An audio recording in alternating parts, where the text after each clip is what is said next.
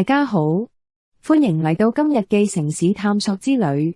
今日我哋將一齊走入一座非常特別嘅城市鄭州，佢既有古老嘅故事，又有現代嘅精彩。讓我哋一齊出發啦！呢度就係鄭州最著名嘅標誌之一27紀念塔。佢嘅樣子係唔係好有趣？似唔似兩個巨大嘅粟米棒搭喺一齊？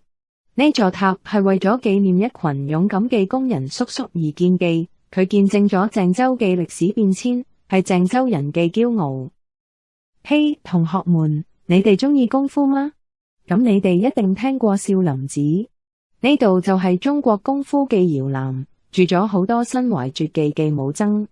佢們每天都刻苦訓練，能夠做出好多我哋睇起嚟似飛檐走壁一樣嘅神奇動作，係咪很型呢？想唔想穿越回古代，睇下好耐以前嘅鄭州係點嘅樣？咁就嚟河南博物院啦。呢度就好似一個巨大嘅寶藏庫，裏面有各種各樣神奇嘅文物，比如巨大嘅恐龍化石，仲有古時候人們用嘅金器同玉器。每一件文物都喺度訴說緊一個古老嘅故事。了解咗鄭州嘅歷史，而家等我哋嚟啲刺激嘅。呢度係鄭州方特歡樂世界，一個充滿歡樂同尖叫嘅地方。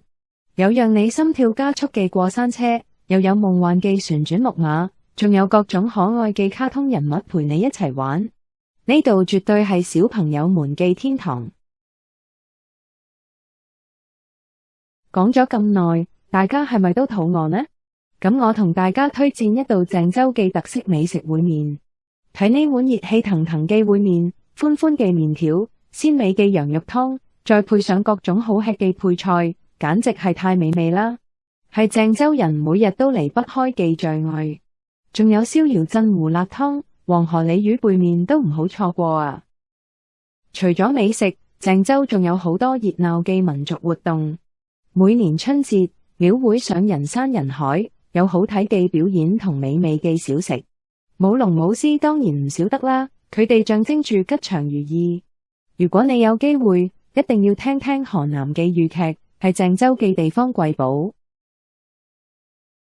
睇完古老嘅鄭州，我哋再嚟睇下佢現代化嘅一面。呢度係鄭東新區，被稱為鄭州嘅陸家嘴。呢度高樓林立，充滿咗現代氣息，已經成為咗鄭州嘅金融同商業中心。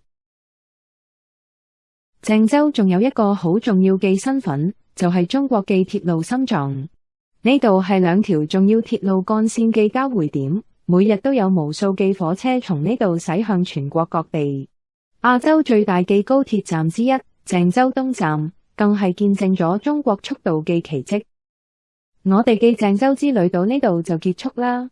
通過今日嘅介紹，相信大家對鄭州有咗更深入嘅了解。鄭州係一座既有深厚歷史底蘊，又充滿現代活力嘅城市，佢值得我哋每個人去探索同發現。感謝大家觀看。